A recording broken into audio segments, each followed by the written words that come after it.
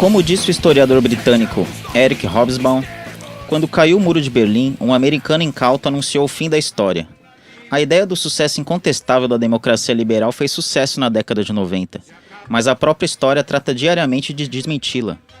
É verdade que ser de esquerda passou a ser uma noção mais vaga após o fim das experiências socialistas na Alemanha e nas repúblicas soviéticas.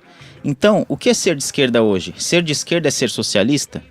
Em um momento de tentativa de reinvenção da esquerda no Brasil, é importante definir o espaço que cada grupo ou partido ocupa. Comunismo, social-democracia e socialismo. Quem representa essas ideologias na nossa política? Esse é o tema de hoje do Vai Pra Cuba Podcast. Não, mas senhores, se nada somos em tal mundo, sejamos tudo ó produtores, senhores, patrões, chefes supremos, nada esperamos de nenhum. Salve, salve, é o som aí da Internacional Socialista, cantada por Garotos Podres, né? Música escolhida pelo nosso William, gaysista.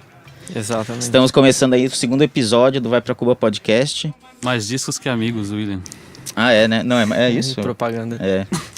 É, o William que é o grande frequentador aí, né, das igrejas evangélicas gays de Carapicuíba e região, né?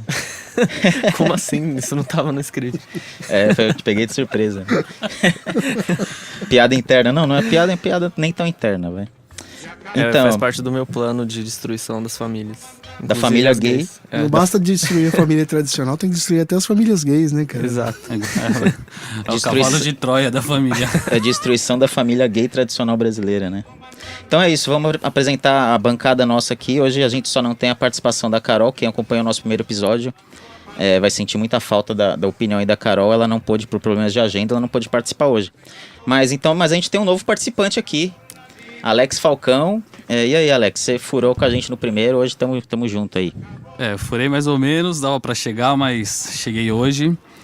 E para apresentar, meu nome é Alex Falcão, eu sou jornalista, fotojornalista, abortista e uma pessoa que encara, só para entender um pouco, talvez, o assunto de hoje, né, que é sobre que é ser esquerda atualmente. Eu gosto de trazer para a brasilidade, né, que é ser esquerda no Brasil. E eu tenho como pilar inimigo número 1, eu acho, a imprensa brasileira. Então já passo por isso. O resto é o topo da pirâmide. Então já deu. Sou um jornalista que o bison, o chefão do Brasil para bater são eles. Jornalista que vai bater em jornalista, é isso? É isso mesmo. E eu tenho amigos que ficam bravos no Face quando posto, mas soldados do nazismo também tem sangue na mão. Então vamos lá. E daí o Leandro continua aqui, participou do primeiro. E aí, Leandro? Bom, olá, primeiramente fora Temer. Ando sonhando com essa praga ultimamente aí. Depois você fala do seu sonho com o Temer. Tanta notícia ruim que a gente sonha. Marcelo. Sou jornalista também. E é um prazer participar de novo aqui do debate com vocês. E o William também tá aí, o nosso gaysista, frequentador das igrejas evangélicas gays de Carapicuíba e região. Você vai cortar isso, né? Claro que não. Boa noite aí pra todo mundo. Aliás, né, não sei o horário que o pessoal vai ouvir. Bom dia, boa tarde, mas pra vocês aqui, boa noite. Eu só queria fazer uma correção do último programa, que eu fiz a indicação de um outro podcast, que eu indiquei o Mamilos, só que na verdade era pra ter sido o Lado B, né? Porque o programa era do Lado B, não do Mamilos, e o tema era Congresso. Só queria fazer essa ressalva aí pra não ficar feio. Legal. Muito bom o podcast, aliás, eu ouvi. Aliás, então, mandar os podcasts, eu queria mandar também um abraço pro pessoal do Sobre História Podcast, né? O Daniel Carvalho, a gente já se correspondeu aí pela internet. Sim. Cara, muito gente fina. E o podcast deles é sem palavras aí. A gente ouviu o último, que foi sobre o Escola Sem Partido. A gente recomenda. Sensacional esse. Muito bom, né? Que a gente recomenda que todo mundo ouça. O Sobre História que introduziu a gente nesse universo, né? Foi verdade. É verdade. Fez a gente ter vontade de gravar, né? Mas quem indicou ele pra vocês? Eu, Fernando. Aliás, eu sou o Fernando, apresentador, viu? Eu sempre esqueço de me apresentar, né? Repetindo, né? O mais coxinha se apresenta por último. É verdade, mas hoje a gente tem um mais coxinha aqui, né? Um novo participante. Então, continuando aqui, a gente queria falar do feedback que a gente teve do primeiro episódio. A gente ficou feliz por ser o episódio piloto, a gente gostou da quantidade de mensagens aí que a gente teve, da resposta aí do pessoal nas redes sociais, né? Então, primeiramente, queria falar, quem tá ouvindo aí, curtir a nossa página no facebook.com/, Vai Pra Cuba Podcast. Seguir a gente no Twitter lá também, Vai Pra Cuba Podcast. Nosso e-mail, para quem quiser mandar textão. Textão é por e-mail, é melhor, né? Vai pra cubapodcast@gmail.com. Avisa que a gente, assim, que lemos todos os textões até o 3º parágrafo. É verdade. É verdade. E aí eu queria, para agradecer rapidinho aqui, no Twitter, a Faiga Madeira, ela que é historiadora, doutoranda na Unicamp, segundo o bio dela no Twitter. Obrigado pelos comentários aí, pelos palpites que você deu, falou sobre o Ciro Gomes e tal. Muito obrigado. O Fabrício também, a Viviane Lopes. Comentário ali no SoundCloud também, o Bruno Calviner. Ele falou, vou compartilhar no Zamilingrado e ver as críticas, né? Aí eu conheci o Zamilingrado, eu não sabia, é um canal no YouTube, é um podcast que só tem no YouTube, mas tem alguns vídeos também. E aí eu ouvi e gostei muito lá também, vou acompanhar sempre, espero que um dia a gente consiga fazer alguma coisa juntos, de repente, com eles, né? Rodrigo Santiago também, o Marcos Brito, a nossa amiga Juana Castro, que escreveu um textão no Facebook lá. Sim. Muito obrigado aí pela audiência. O e-mail, a gente recebeu o e-mail do Ícaro Nunes. Ele questionou a questão do Ciro Gomes. A Carol não está aqui hoje para responder, porque ele questionou a posição da Carol sobre o Ciro Gomes. Mas aí é só ouvir o nosso primeiro episódio, que tem lá a opinião da Carol sobre o Ciro, né? E é isso aí. Hoje, no episódio de hoje, pessoal, como a gente falou aqui no texto inicial, o tema é o que é ser de esquerda, né? Que é um tema, claro, muito grande. Para isso a gente foi atrás de um especialista, de um intelectual, né? E eu entrevistei o professor Armando Boito Júnior, que ele é titular de Ciência Política da Unicamp. Além disso, eu vi o currículo dele é enorme, né? Então eu não vou lembrar. Ele é graduado na Unicamp, doutor em Sociologia pela USP, tem também pós em Paris, é professor visitante na Universidade de Londres. Acho que era mais ou menos isso. Bacana. Ou seja, O cara é foda. ele vai dar uma aula pra gente aqui. Mas quantos likes ele tem no Face? É, Porque e sabe a que série? política E as séries tá um pouco atrasadas. assim, né? O pouco que importa é like, né? E as séries estão atrasadas. Não. Posso que nem estudou. vi o Breaking Bad ainda. Com certeza. Eu não conversei isso com ele, eu não tinha intimidade ainda, aí eu não perguntei de Breaking Posso Bad. que eu dou um couro nele no FIFA. Então, por isso que a gente procurou um intelectual, viu, gente? Porque o pessoal aqui... Sim, mas vamos dar créditos muito pros E assim, intelectuais, porque hoje parece que eles estão errados, né? Hoje é legal falar de orelhada, né? Também, Escola Sem não. Partido é o maior exemplo disso, né? Cara, que Nossa, absurdo. que medo. O problema não é a divergência, né? É gente desqualificada falando do O problema tema. é Isso, o nível, isso né? dói. É o nível. Não tem nível, cara. Me bate, mas me bate direito. Não tem nível. Escola sem partido Cara, faltam palavras. Bem, mas a entrevista foi essa, né? Na verdade, Foi muito bacana. vocês já ouviram, né? Agora a gente vai ouvir de novo. E a gente dividiu ela em blocos, né? Porque ficou meio grande. Então eu vou pedir para o Alemão para chamar o primeiro bloco. O primeiro bloco a gente define aí a gente pediu para ele definir o que é esquerda e falar também a diferença do que é esquerda antes da queda do socialismo real, né? Então, um papo cabeça aí com o professor Armando Boito Júnior da Unicamp. Solta aí, Alemão, o primeiro bloco de perguntas, por favor. Bom, eu converso agora com Armando Boito Júnior, ele que é professor do Departamento de Ciência Política da Unicamp. Professor, muito obrigado por atender aqui o Vai Pra Cuba Podcast, viu? Nada, é um prazer estar com você e poder me dirigir aos ouvintes. Bom, professor, a gente vai falar um pouco sobre a esquerda no Brasil e também sobre o pensamento de esquerda ao longo do tempo, né? A minha primeira questão é a seguinte: em linhas gerais, o que define o pensamento de esquerda na sociedade contemporânea e quais que são as principais mudanças observadas nessa ideologia após o fim do chamado socialismo real? Fernando, ser de esquerda não significa ser socialista. Esquerda, muita gente sabe disso, é uma noção vaga, uma noção genérica. Ela é mais uma percepção social. Existem muitas pesquisas em vários países exatamente sobre esse tema. O que é a esquerda? E aí você obtém as respostas as mais variadas, dependendo do momento histórico daquele país, né? Então, como eu cheguei a conversar com você quando ainda não estávamos no ar, cada país, em cada momento histórico, percebe a ideia de esquerda esquerda de uma maneira diferente. Os exemplos que a gente poderia lembrar, né? Nos Estados Unidos, na década de 1960, ser de esquerda era ser contra a guerra do Vietnã ou ser contra a discriminação racial.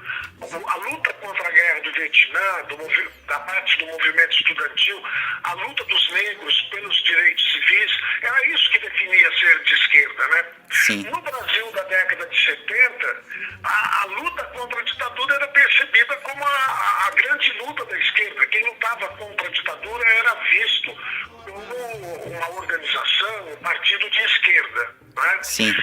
Já há algum tempo, desde a implantação do modelo capitalista neoliberal, que é um modelo concentrador de riqueza, de renda, concentrador de patrimônio, de propriedade, ser de esquerda tem sido visto, percebido como ser contra esse modelo de capitalismo, né? Agora, se nós formos ver o que há de comum nesses exemplos que eu citei, nós iremos notar que o que existe aí é uma posição anti-imperialista, antirracista, antiditadura, anticoncentração de renda, ou seja, é uma posição política que se baseia na defesa da igualdade. Igualdade na relação entre as nações, isso que é anti-imperialista, na renda, nas relações raciais, nas relações de gênero e por aí afora, né? Tá certo. Professor, a teoria do fim da história, que foi ali cunhada ali no início da década de 90, né? Ela já foi amplamente rechaçada. Claro que a esquerda sempre rechaçou essa ideia. Mas a experiência de partidos de esquerda que no poder acabam se revelando partidos reformistas, ela mostra que a revolução não é mais uma ideia atraente para a maior parte da esquerda? A revolução, o problema principal é o seguinte: a revolução não está na ordem do dia. É preciso entender que não são os partidos que fazem a revolução. Os partidos podem dirigir uma revolução, mas a revolução surge independentemente da vontade dos partidos. A revolução depende de uma situação revolucionária, um conceito leninista, situação revolucionária, que é uma conjuntura específica, complexa, objetiva, né, que no fundamental não depende da vontade dos partidos, e é uma situação pouco frequente na história. Hoje, ou melhor, desde a década de 70, nós vivemos um período de ofensiva política do imperialismo e da burguesia. Então, numa situação desse tipo, não é que a ideia de revolução não seja mais atraente. O que acontece é que, de fato, a situação atual não comporta revolução. Nós temos, é verdade, uma crise econômica internacional muito grave, que não é só no Brasil, é internacional. As contradições são muitas e de variados tipos. E essa situação atual pode mudar. Mas a conjuntura de crise revolucionária é uma conjuntura particular, muitas vezes de curta duração, e não é esse o tipo de conjuntura que temos no momento atual. Agora, veja só, isso não significa, outra parte da sua pergunta, referente aos partidos de esquerda que chegam ao poder. Sim. Eles chegam ao poder e, de fato, têm aplicado a política do adversário. Isso que eu estou dizendo não significa que eles estejam agindo corretamente ou que estejam fazendo a única coisa que poderiam fazer, não. Eles poderiam, sim, não sendo este um período revolucionário, implementar reformas. Mas o fato é que eles abriram a mão de implementar reformas. Estamos falando no geral, né? Tem partidos que chegaram ao poder e levaram adiante reformas. Não podemos nos esquecer disso. Veja o caso da Venezuela, veja o caso da Bolívia, né? Mas Sim. na maioria dos casos chegam ao poder e abrem a mão de implementar reformas. Já que o senhor citou a Venezuela e a Bolívia, por que esses países agora estão esbarrando, esses governos, né, estão parecendo que estão chegando ao fim? O que levou a essa conjuntura? A conjuntura, quer dizer, o que estão tentando na Venezuela e na Bolívia?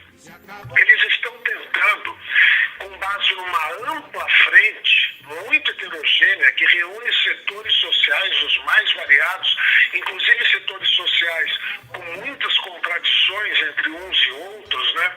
Vai desde setores da burguesia, passando pela classe operária até o movimento camponês.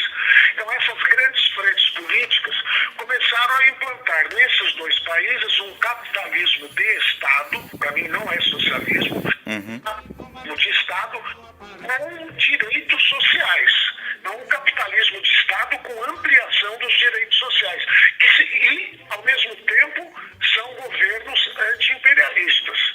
Então, seria a consolidação, o avanço desses governos representa um progresso muito grande na América Latina. São governos que merecem ser defendidos pela esquerda e pelos socialistas, no meu modo de ver. Se estão em crise hoje, os motivos são variados, mas são, primeiro, uma pressão crescente do imperialismo. No caso da Venezuela, isso é muito evidente. O governo Obama declarou o Estado venezuelano um Estado que ameaça a segurança interna dos Estados Unidos. Em segundo lugar, a queda vertiginosa do preço do petróleo. O bolivarianismo não conseguiu reformular o modelo baseado na renda petrolífera. A queda vertiginosa do preço do petróleo mina todo o arranjo econômico, todo o arranjo político que eles fizeram. Grande parte dos produtos de consumo na Venezuela são importados, dependem da renda do petróleo, né? E de outro lado, em situações de pressão do imperialismo, de queda da renda do petróleo, os setores sociais que sempre foram anti-bolivarianos se aproveitaram disso para iniciar uma ofensiva, né?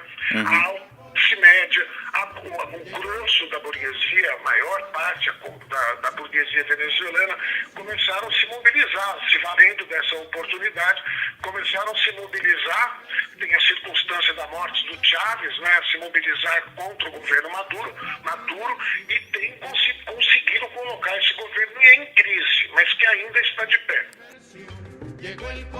Bom, pessoal, claro, é complexo, né? Mas eu queria primeiro que a gente abordasse essa primeira parte aí da entrevista. Eu acho interessante ele falar assim que ser de esquerda não significa ser socialista, né? E eu acho que, na verdade, quem me indicou a entrevistar o professor Armando foi um jornalista com o qual eu já trabalhei, né? Que também usa ele como fonte algumas vezes. Então eu não tinha a mínima noção né, das opiniões dele. Eu não tinha ainda lido nada dele também. E aí ele fala isso, né, que ser de esquerda não é socialista. Eu acho isso interessante porque, principalmente o pessoal mais dogmático acaba sempre colocando, né, que você tem que, se você é de esquerda, você é socialista, você defende a revolução. Então, é um conceito muito vago, né, na verdade, esquerda não se limita a isso, né. O que vocês acham disso aí? Acho legal que ele faz um contexto histórico, Fernando. E isso é bom pra qualquer pessoa, sabe? Saber o que tá falando, o que tá postando, o que tá mexendo. Que ele coloca o conceito histórico. E aí vamos bagunçar mais. Não só mundial. Vamos perguntar no contexto brasileiro. O que é ser de esquerda hoje? Então ele citou desde o ser de esquerda nos Estados Unidos. Olha que bacana. Só lutar pelas causas sociais, por igualdade, isso já é ser de esquerda. Eu acho legal isso. Eu vou trazer pro mundo brasileiro o que é ser de esquerda hoje. Eu acho que é conscientizar a função social da política, sabe? Explicar onde ele está se metendo, quais são os direitos trabalhistas que as pessoas têm que assegurar, direito à educação. Por exemplo, é engraçado, acho que até pelo nosso histórico de colonização midiática, digamos assim, a gente tem um padrão americano de vida, né?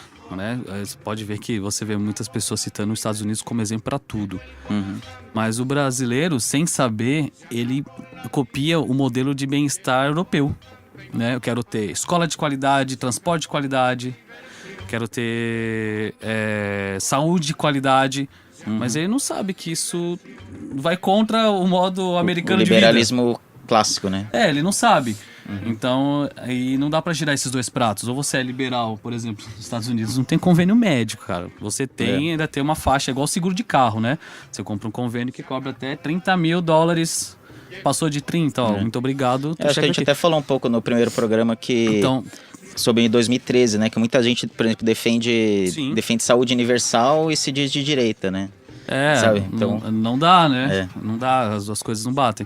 Então, por exemplo, eu acho que no Brasil, criar essa consciência política de saber o que você quer, onde você tá e que país você almeja, é o básico de vocês definirem o que é esquerda. Então, criar essa consciência social para tudo considero um papel que a esquerda tem que fazer, porque tá perdido. Voltando a essa questão que ele falou de que ser de esquerda não significa necessariamente ser socialista, né? Que é uma coisa que todo mundo, acho que quando é introduzido essa questão de esquerda e tal, quando conhece, porque eu sempre repito que ser de esquerda não é fácil. Né? Eu acho que a esquerda tem que se aproximar mais da população. A gente fala no povo, em defender o povo, mas está longe, sabe? Tem ojeriza as questões, ojeriza a cultura popular, tem ojeriza a música que o povo gosta. Então eu quero defender o povo, mas eu não sei quem é ele. Eu não conheço o que ele gosta, eu não sei o que ele gosta. Fica no gueto, né? Falando pra quem Fica falando pra quem pensa, né? Igual e tal, e aí tudo é alienante, é não sei o quê, mas não vai na favela, não vai junto das pessoas que as pessoas dizem defender. Mas assim, eu peguei um trechinho de um texto do professor de filosofia da Universidade Federal do Espírito Santo, Márcio Abdala. O título do texto, depois a gente coloca no Medium, né? No Medium. Porque sou de esquerda, né? Aí um dos trechos é: ser de esquerda é colocar o ser humano acima do mercado e do lucro. Ok, eu concordo, por isso eu sou de esquerda, e essa me introduziu. Mas aí vem a questão também de que não significa necessariamente ser socialista. Eu acho que ser de esquerda é colocar o ser humano acima do mercado e do lucro, mas também respeitar as liberdades do ser humano, independente de qualquer regime, entendeu? É duro, porque eu acho que todas as experiências socialistas no mundo, infelizmente, elas foram mal sucedidas. Socialismo elas acabaram real, mal né? sucedidas. Se ser de esquerda defender os abusos, cara, que tem em Cuba, a revolução foi muito boa, entendeu? Mas, porra, não pode filmar, não, sabe? As limitações que o regime impõe, eu acho que você pode ser de esquerda e ser crítico, cara, dos abusos que existem em Cuba. Os maiores críticos do socialismo real, até, por exemplo, você pegar Hobsbawm, ele fala muito disso, o Leandro Konder, que é um dos maiores marxistólogos do Brasil, né? Ele fala, o pecado do socialismo real foi principalmente a falta de liberdade, né? Então, eu acho que tem muito a ver com isso. Mas eu acho interessante o que o professor falou, de você colocar a noção de esquerda junto do momento histórico, né? Porque aí ele fala, a revolução não está na ordem do dia. Na ordem do dia, ele fala, né? Então, eu acho interessante isso. Então, por exemplo, no Brasil, o que é ser de esquerda hoje? É ser fora Temer, entendeu? É ser assim, fora Temer, na verdade, é ser contra o neoliberalismo. Então, acho que assim, é interessante as pessoas que são... Tem muita gente de esquerda...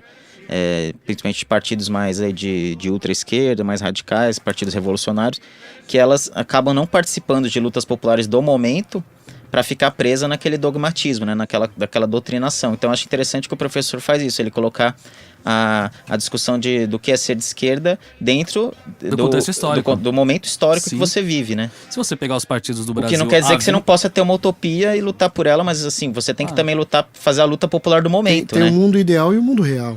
Se você não fizer o contexto histórico, a situação histórica, você não conecta com a Por população. exemplo, você tá lutando pela revolução, mas tem um projeto Escola Sem Partido na Câmara, então, pô... Você vai ficar dentro. Mas ainda assim, eu sei que tem que fazer o contexto histórico e tal, tem que analisar tudo isso, mas tem uma coisa em todos os momentos da história que une a esquerda, né? Que é lutar por justiça social. Sim. Isso desde os primórdios, né? Tem aquela historinha que a gente sempre costuma contar de quando surgiu o termo esquerda e direita, né? Surgiu ali durante a Revolução Francesa no fim do século XIX, né? E aí, no parlamento, os parlamentares sentavam do lado da direita, eles apoiavam o antigo regime, né? Absolutista, e os parlamentares sentavam do lado esquerdo, eles eram os independentes, né? Eles ainda estavam ali no meio daquele sistema, mas eles não apoiavam, né? Não apoiavam, por exemplo, o veto do rei e coisas desse tipo. Então, acho que a justiça social é a base da esquerda e pode ser traduzida em todas as épocas, assim, da história. O conceito surgiu nesse momento, né? Aí ele foi mudando ao longo do tempo, né? Só usando Tanto mais que a esquerda já foi até ligada com o liberalismo, né? É igual a escada do em metrô, alguma né? época, Se o você liberalismo foi a esquerda. É igual a escada do metrô também. Se você quiser ficar na direita, você fica parado. E se você Deixa quiser ela livre. andar Exato. Olha, boa... pra frente, você vai Tem pra a esquerda. frasezinha, né? Deixa a esquerda livre. Achei né? que tinha nascido do metrô, sinceramente. Por isso que a esquerda é progressista. progressista, né? Ela, na escada ela não fica parada. Né? É verdade. É legal ser de direita, você fica parado, né? Nesse, E aí você fica parado. nesse texto que eu citei aqui do professor Maurício Abdala, tem até aquela questão do lado mais romântico, né? Do jovem. Eu, quando jovem, eu me encantei num texto do Che Guevara, né? Como deve agir um jovem comunista. Sim. E, cara, são valores humanos maravilhosos, assim. Você pode ter a crítica que for, mas são valores ótimos. E nesse texto tem até um lado mais romântico aqui, ó. Ele fala: ser de esquerda é lutar para que o amor não seja uma palavra genérica e meramente sentimental, mas um princípio que orienta relações concretas e que ordena a sociedade. É reconhecer o direito à diferença e defender a igualdade de direitos para todos. Não apenas na lei, mas na praxis social. Então, assim, tem além do lado... Tem todo um... Cara... eu acho que a gente pode pensar a esquerda, né? a gente pode pensar a esquerda de duas formas, né? Pelo lado social e pelo lado econômico. O lado social é isso que a gente tá... Acho que as pessoas mais conhecem, né? Que é a justiça social, ampliação dos bens, diminuição das minorias e tentar fazer com que o bem-estar social seja ampliado, né? Direito Eu acho que a educação, a igualdade saúde, a justiça social, na verdade, é sempre o fim comum, né? Só que as estratégias que variam muito.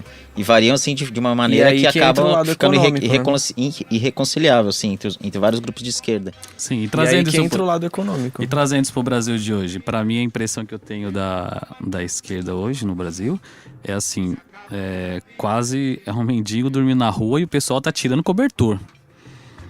Então, se eu fosse, por exemplo, pensar... Governos de esquerda, né, fazendo isso. Não, nem tanto, mas assim... Se diz, né? Eles aproveitaram um bonde da história no Brasil, não é? Que estão colocando uma agenda, por exemplo, neoliberal ultrapassada dos anos 90, que em lugar nenhum do mundo já tá superada mesmo. Saturada, né? Então, por exemplo, hoje, se você for militar de esquerda, que você vai pensar, cara, defende a comunicação, sabe? Que é a melhor escola sem partido que existe, né? Os caras falarem escola sem partido, com a mídia que a gente tem, é brincadeira, né? 24 a mídia já horas faz essa doutrinação que eles querem, né? É brincadeira, né? E você pega direitos trabalhistas na Berlinda, você pega acesso à educação à universidade pública desmantelada. Então, por exemplo, é bacana a ideia que é ser de esquerda hoje. Traz pro Brasil. Hoje é você defender com unhas e dentes, esse básico, sabe? Cara, eu acho Ou que na situação do Brasil, não é nem questão de ser de esquerda, cara. Eu acho que é questão de ser um cidadão que quer ter o mínimo de direitos. Então. Porque, cara, esse governo Temer, eu falei, acho que tá cedo, não sei se tá cedo pra eu falar isso. Outro dia eu fiz uma matéria falando das reformas que ele pretende implantar. Cara, eles são... Veja só a situação. Eles são um governo interino, né? Não tem compromisso com ninguém. Eles tem eleitor nenhum pra dar satisfação. Um governo interino, cara. Tecnicamente ainda nem formalizou que ele é o próximo presidente. E, cara, já tá falando em questões cruciais pro futuro do país, cara. Pro nosso futuro. Um governo que não tem legitimidade. Reforma trabalhista para colocar um negociado sobre o legislado. Ou seja, acabar com a CLT. Acabar com a CLT, cara. O principalmente o mais pobre, por exemplo, o direito dos empregados, acabou, cara. Acabou. Flexibilidade. Cara, vem jornada de trabalho abusiva, vem um monte de coisa nessa questão aí do negociado sobre o legislado. Quem puder, cara, pesquisa, porque você está sendo esfacelado, seus direitos estão sendo esfacelados. Você vai pagar o pato. Reforma previdenciária. O ministro da Saúde, cara, que não tem nada a ver com saúde, que já falou que paciente inventa doença, vive flertando com todo o apoio da mídia. Diminuindo o SUS, né? Diminuir o tamanho do SUS. Mas ele tem a ver com saúde, ele é financiado por planos de saúde. Só isso que ele tem a ver, porque... Vive falando em diminuir o tamanho do SUS. Ele não tem a ver com saúde pública. O ministro da Educação, cara, não tem compromisso com o ProUni e tal. Uma das primeiras medidas do ministro da Educação foi receber o Alexandre Frota e o Revoltados Online, cara.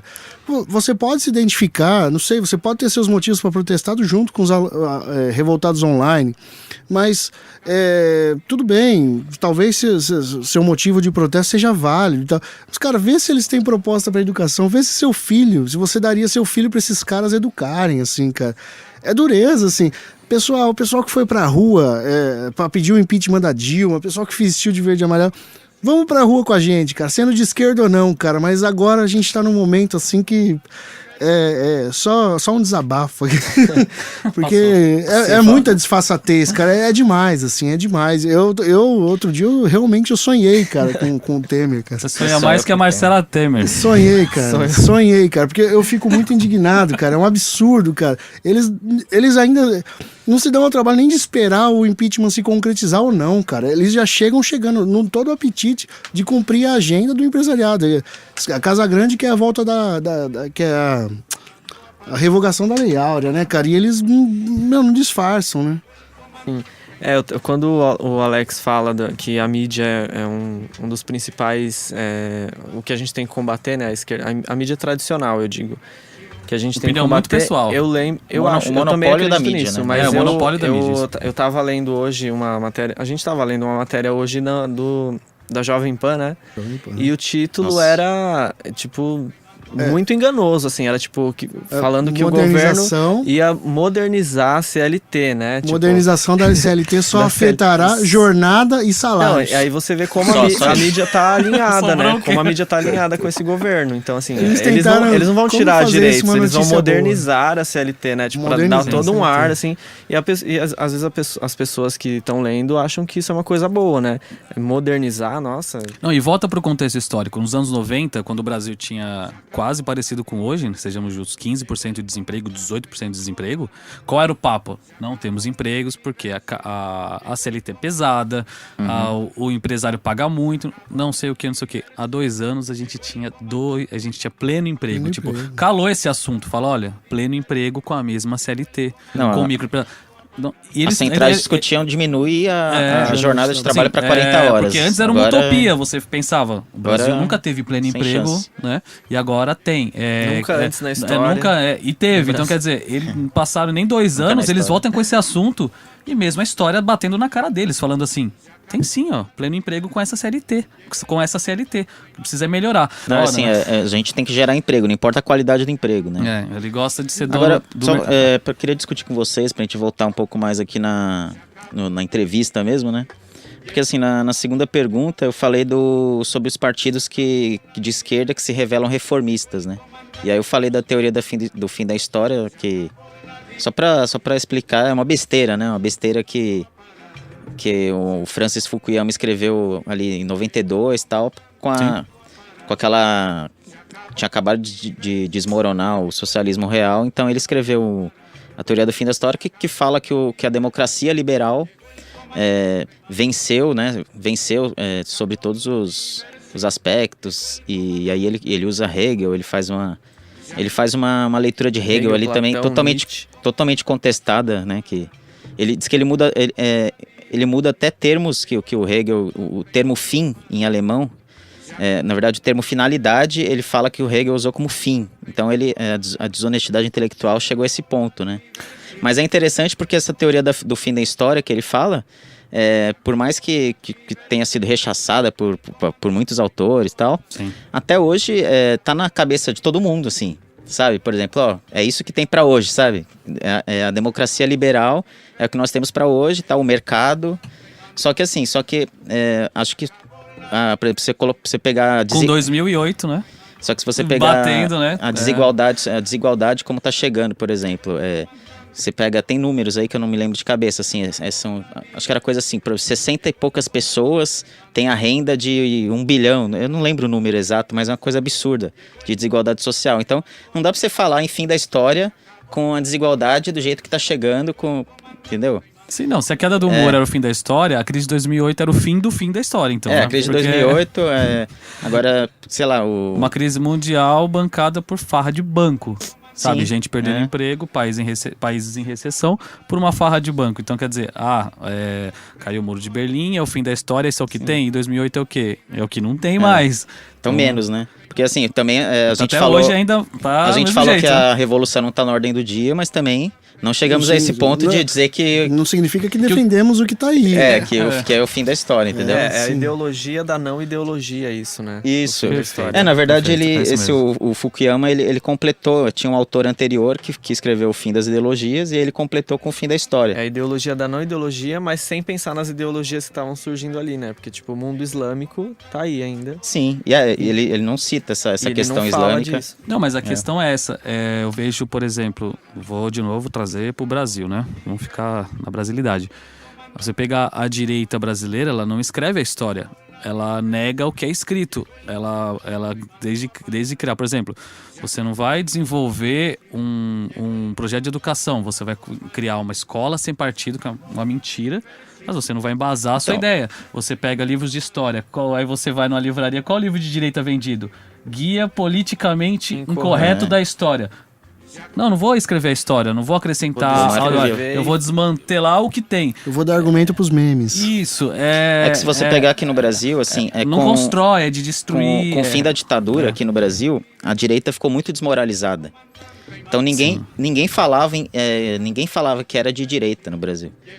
E aí agora, como no primeiro programa a gente falou, a direita saiu do armário, né? Agora que, assim, algumas pessoas falam, não, eu sou de direita mesmo e tal. Mas a direita ficou tão desmoralizada no Brasil que, assim, muita gente, na verdade, era de direita, mas fala que não tem ideologia. Quando alguém fala pra você que não tem ideologia, é que a pessoa é de direita, né? Ou quando ela fala que não é de esquerda nem de direita, ela é pra frente. Nossa. Ela também é de direita. Aí ela é mais sim. de direita ainda. É sempre mais fácil nunca assumir.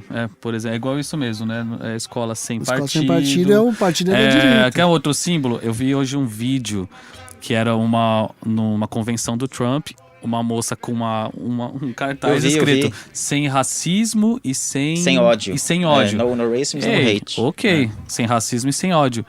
E as pessoas... Tentaram tirar dela. Tentaram tirar dela. Pera aí, mas qual a mensagem ofensiva sem racismo e sem ódio? Não seria uma causa universal? Aí o que você faz? Desconstrói, tira. Aí o que eles colocavam? Qual a bandeira que eles colocavam em cima Estados dela? Unidos. Ah, os Estados Unidos. Te lembra Sim. alguma camisa do CBF? Não tenho partido. Eu tenho Não, Brasil. é a bandeira dos Estados Unidos. Olha, o patriotismo é sempre um refúgio. É o quentinho. nacionalismo. É sempre refúgio do Então, canalha, assim, né? nunca assume, né? Então tem coisa mais emotiva do que se assumir E o o fim da nacionalismo. história também não conseguiu derrubar o nacionalismo, né?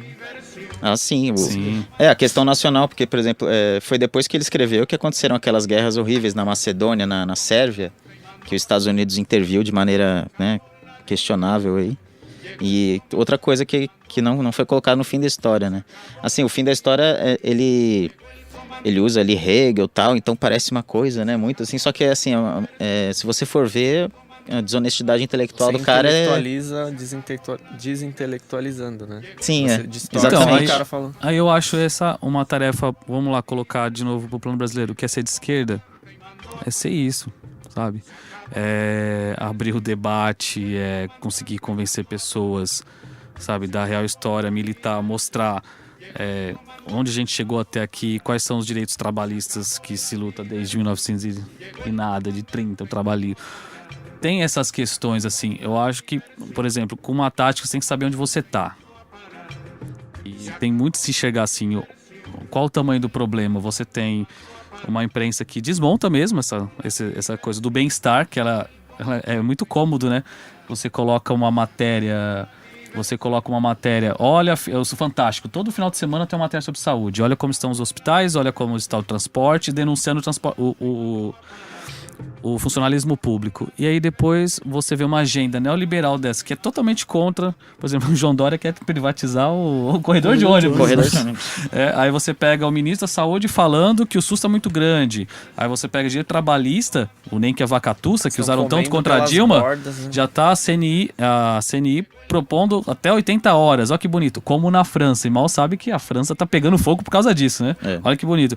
Então, quer dizer, é aí que eu acho que é o grande dragão, que tem essa imprensa que fomenta isso, que não debate. É triste, eu peguei um dado, 200 milhões de habitantes, 19 milhões tem TV a cabo, 180 assistem os canais, por exemplo, digamos, não que assistem, né? Acessam os canais abertos. é muita coisa. Eu acredito, por exemplo, eu vi por exemplo, o programa passado que a gente debateu os protestos de julho, e eu tenho uma tese um pouquinho diferente de como começou. Um pouquinho só. Levo pro lado midiático. O MPL apanhava todo ano. Eu cobri o MPL, apanhava todo ano. O MPL só recebeu apoio assim, cobertura da mídia, quando o Haddad virou prefeito. Ah, sim. Sacou? Eles sempre apanharam. Quando puderam usar ele contra o Haddad. Isso, ó, olha o MPL aqui.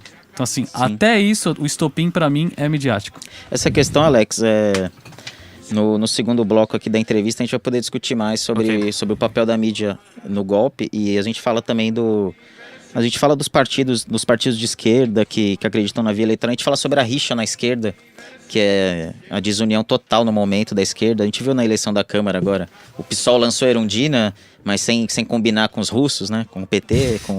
E aí o PT e o PCdoB estavam apoiando outros. A desunião total da esquerda, e também fala um pouco dos partidos de esquerda que não acreditam na via eleitoral, né? Que são os partidos ali que estão ali. Os comunistas. Os comedores de criancinha? Isso. Então, eu vou pedir para o Alemão, solta o bloco 2 da entrevista com o professor Armando Boito Júnior da Unicamp. Solta aí, valeu. Professor, os partidos aqui no Brasil, ditos de esquerda, que acreditam na via eleitoral, ou seja, o PSOL e o PT, né, principalmente, eles são muito criticados pelos partidos que se denominam revolucionários, né? O PSOL agora ele parece que está capitalizando essa crise do PT, né? Muita gente que era simpatizante do PT parece que está caminhando para ser simpatizante do PSOL. Mas o próprio PSOL ele é criticado por supostamente não ser um partido verdadeiramente socialista, né? Como que o senhor vê essa rixa e esse cenário dos partidos de esquerda no Brasil atualmente? Olha, então agora vamos falar mais propriamente do socialismo, ou de organizações socialistas, e não genericamente da esquerda, tá certo? Certo? Por exemplo, no caso do Partido dos Trabalhadores, ele pode ser considerado um partido de esquerda ou de centro-esquerda, mais exatamente, mas não é um partido socialista. Os partidos de organizações socialistas têm pouca força no momento atual. São partidos de organizações pequenos e que possuem muitas diferenças entre si. São diferenças de concepção do que é o socialismo, diferenças de ordem tática, como chegar ao socialismo, diferenças também sobre as bases sociais nas quais essas organizações se apoiam. Algumas delas se apoiam mais naquilo que a gente chama de movimento popular, né? Camponeses, trabalhadores da massa marginal, outras se apoiam mais nas classes médias, outras propriamente no movimento operário. Mas eu diria, as diferenças de concepção, estratégia e tática são grandes, e isso estimula uma divergência, uma polêmica muito acirrada entre essas organizações. Eu vou apresentar algumas considerações minhas, mas tendo em vista isso, quer dizer, nada do que eu vou dizer, pelo menos como eu pretendo, significa sectarismo. Eu entendo que essas organizações têm que debater entre si de maneira franca e aberta, né? Então eu acho que uma primeira corrente são os comunistas, como é o caso do Partido Comunista Brasileiro e do Partido Comunista do Brasil. Eles são, no plano das concepções de socialismo, eles são herdeiros do antigo modelo soviético. Como eles concebem o socialismo? Como era concebido nesse modelo? Identificam o socialismo com a estatização dos meios de produção, em substituição à propriedade privada, e com a planificação estatal, em substituição ao mercado. Eles não consideram, contudo, que a estatização não é o mesmo que socialização dos meios de produção, e que a planificação pode ser monopolizada pela cúpula da burocracia do Estado, caracterizando uma espécie nova de controle privado dos meios de produção. Se você pegar, tem uma outra família, que é a família trotskista. No Brasil, ela está representada no PSTU, no MRT, naquele grupo O Trabalho, que atua dentro do PT.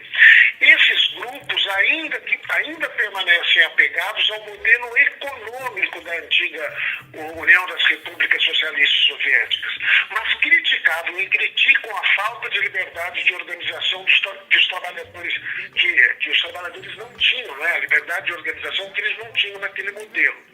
Então, é aquele negócio, faz uma crítica política ao modelo soviético, mas não propriamente uma crítica econômica, né? No final das contas, eles acabam considerando também que o socialismo é a estatização mais planificação da economia. O que acontece é que a antiga Rússia seria socialista com um Estado operário degenerado, né? Embora seja, no meu modo de ver, seja um erro conceber uma economia socialista que possa conviver décadas com um Estado que não seja operário. São duas coisas excludentes e poderiam conviver momentaneamente, mas durante décadas eu acho algo insustentável. Aliás, o próprio Trotsky dizia em um dos seus textos, a perdurar essa situação, a discussão será outra. Mas o Trotsky, como sabem, faleceu ainda no início da Segunda Guerra Mundial. Né? Sim. No plano, eu falei, além das diferenças de concepção do socialismo, tem diferenças no plano tático, e aí as variações são enormes. No geral, eu poderia dizer o seguinte, as organizações trotskistas tendem a reduzir tudo a uma luta entre trabalhadores, entre dois lados, trabalhadores genericamente concebidos, sem distinções que diferenciam as classes trabalhadoras, operários, camponeses, classes médias, pequenos proprietários, tudo isso são classes trabalhadoras. Mas a tendência é agrupar todos esses segmentos diferentes de classe numa expressão só, numa ideia só, trabalhadores, e opô-los aos capitalistas, que também são concebidos de maneira muito genérica e vaga, sem considerar o porte da empresa, a origem do capital e outras segmentações. Então você fica com esse binômio simples, capital versus trabalho. Tá. E o que vocês entendem? Entendem também que não há etapas no processo revolucionário, que a revolução socialista está na ordem do dia. O que acontece? Num período como o atual, que não é um período revolucionário, que não comporta a revolução, as organizações trotskistas acabam caindo na defesa de uma luta exclusivamente sindical, exclusivamente econômica. Esses grupos eles têm base no movimento operário, mas também tem muita base no movimento estudantil, que é um movimento fundamentalmente de classe média, né? Das universidades públicas de São Paulo, principalmente, né? A USP, a Unesp, não é? Os comunistas no Brasil, no que diz respeito à tática, hoje em dia, porque a história dos comunistas é muito antiga, se inicia na década de 1920 no Brasil. Mas eu digo atualmente, né, essas organizações tendem, algumas, a se integrar aos governos de centro-esquerda, né, e outras tendem a uma espécie de doutrinarismo que os afasta das lutas populares. Né? Eu acho que as duas principais são o PCdoB e o PCB, não são as únicas. Tem outros grupos, mas esses são os mais importantes. O PCdoB representa a tendência de integração ao governo de centro-esquerda. Ele tem diluído na conjuntura atual o programa socialista ou comunista num programa de desenvolvimento capitalista com base nacional. É isso que tem orientado no plano tático a ação do PCdoB. Já o caso do PCB é diferente. Esse partido entende que a Revolução Socialista está na ordem do dia, mas ele faz uma defesa, no meu modo de ver, muito doutrinária dessa ideia e permanece separado da luta de massas, diferentemente das outras organizações que se tem. Ele é um partido, uma organização, né, que está confinada, no meu modo de ver, a setores intelectualizados da classe média, não é? Sim.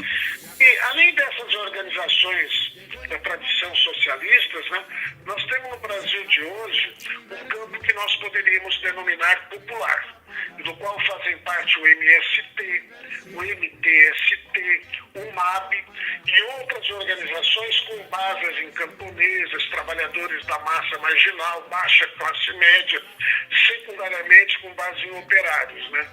Esse campo popular não tem, diferentemente dos comunistas e dos trotskistas, não possuem uma concepção clara de socialismo. E o que eles advogam é um governo democrático, popular e anti-imperialista. E esse campo tem, em relação aos governos de centro-esquerda do PT dispensado um apoio crítico a esses governos, né? É claro, veja bem, Fernando, é claro que fazendo esse tipo de análise é impossível fazê-lo sem emitir sua própria opinião e sem emitir algumas avaliações críticas. Mas eu repito, isso deve ser feito com cuidado e respeito, porque se trata de um grande campo cuja unidade deve sempre ser almejada. Sim. Professor, outro tema que eu queria conversar com o senhor é em relação à social-democracia, né? Primeiro eu gostaria que o senhor fizesse uma explicação de quais são as concepções, né, originais da social-democracia, como que surgiu, e também aqui no Brasil, qual partido que representa a social-democracia, porque o PSDB a gente sabe que foi realmente para a direita, né? Então ela não estaria mais nesse campo, né? Não está, no meu modo de ver, nunca esteve, Fernando. Veja bem, social-democracia é mais do que centenária, né? Ela foi criada em 1889, com a participação do próprio Engels. Então ela é, na origem, um movimento operário socialista. Mas desde o pós-Segunda Guerra, a social-democracia, puxada pelos partidos sociais-democratas da Europa Ocidental, passaram a restringir o seu horizonte de luta, seu horizonte de atuação, à luta por um estado de bem-estar social, que é uma variante do capitalismo, né? É uma variante muito diferente do capitalismo neoliberal, né? O estado de bem-estar social é uma variante do capitalismo que amplia os direitos sociais e trabalhistas, distribui renda, né? Então, aquela coisa, escola pública e gratuita, saúde pública e gratuita, transporte subsidiado, equipamentos coletivos de lazer, de cultura. É o que teve na Europa, né? Teve na Europa, alguns países ainda tem, né? Foi numa área reduzida do grupo, né? Foi na Europa Ocidental e tanto mais ainda na Europa de Norte, né? A Península da Escandinávia, né? Também na Inglaterra, na França, na Alemanha, um pouco menos na Europa mediterrânea, né? Que era um capitalismo menos desenvolvido e o estado de bem-estar social também era menos desenvolvido. Mas o que acontece é que isso tudo é história, porque na atualidade a social-democracia mudou muito. Hoje, vamos dizer assim resumidamente, desde a implantação do modelo capitalista neoliberal, o que a social-democracia tem feito é, uma vez no governo, fundamentalmente aplicar a política neoliberal. Na França, a grande guinada foi do governo Jospin, né, que assumiu. A primeira virada na França foi no governo Mitterrand. Ele assumiu estatizando grandes empresas privadas, como havia compromisso que havia assumido na campanha o François Mitterrand, o presidente do início da década de 80, né? Assumiu ampliando os direitos sociais, por exemplo, tornando a sua tentativa de tornar a escola pública universal, acabando com toda a escola privada, não é? Mas rapidamente ele foi vítima de um grande ataque do capital financeiro internacional e deu uma virada.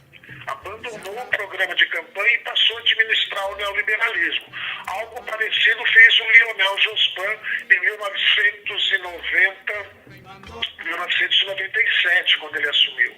Tomou algumas medidas, como a redução da jornada semanal de trabalho para 36 horas, mas rapidamente começou a ceder à pressão da União Europeia e passou a administrar também o neoliberalismo.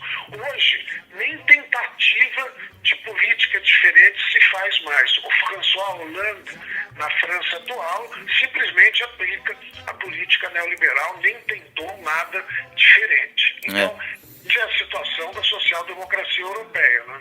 No caso do Brasil, eu acho que a social-democracia no Brasil ela é representada na centro-esquerda pelo PT, pelo Partido dos Trabalhadores, e na esquerda pelo PSOL. E ambos, tanto o PT quanto o PSOL, têm um programa mais avançado do que a social-democracia europeia. O PT eu digo que ele faz parte da tradição social-democrática porque ele tem base operária, base de classe média e apresentou um programa de implantação do estado de bem-estar social no Brasil. Se você pegar o programa da Frente Brasil Popular na eleição presidencial de 1989, contra o Fernando Collor, era um programa de implantação de um estado de bem-estar social no Brasil. Mas o PT foi se afastando desse programa até ao longo da década de 90 e quando assumiu o poder, passou a aplicar um programa que eu denomino neodesenvolvimentista. Tá. Então, retoma algumas tradições do desenvolvimentismo brasileiro com algum atendimento aos interesses das classes populares, né? O grande marco disso foi a Carta aos Brasileiros, né?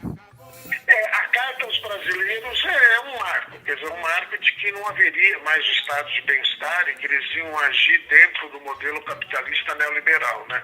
Agora, eles agiram dentro desse modelo, mas aplicando uma política econômica com forte intervenção do Estado para estimular o crescimento econômico, uma política externa, que foi uma política sul-sul, que afastou, tirou o Estado brasileiro de uma posição passiva diante da política externa dos Estados Unidos e uma política social que, longe de se parecer com aquela política social dos governos FHC da década de 90, iniciou um reformismo fraco, moderado, mas um reformismo com mais distribuição de renda, né? Programas de transferência de renda, programa de habitação popular, valorização do salário mínimo, etc. Não é? Então, eu acho que entre o PT e seus governos de um lado e o neoliberalismo de outro, tem uma distância muito maior do que aquela que separa a social-democracia europeia atual dos partidos exclusivamente neoliberais da Europa, entendeu, Fernando? Entendi. E é justamente por isso que foi dado um golpe de Estado no Brasil para depor o governo Dilma Rousseff. Foi um golpe de Estado para restaurar a política neoliberal pura e dura dos anos 90, né? E para recolocar o Estado brasileiro na órbita política da política externa estadunidense. Tá. O caso do PSOL é diferente. O caso do PSOL é o seguinte, eu penso que o PSOL faz parte da tradição social-democrata.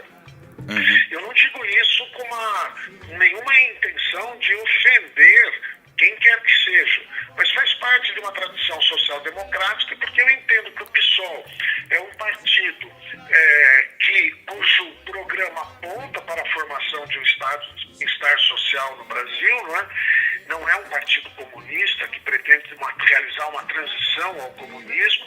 Agora, ele está à esquerda do PT, né?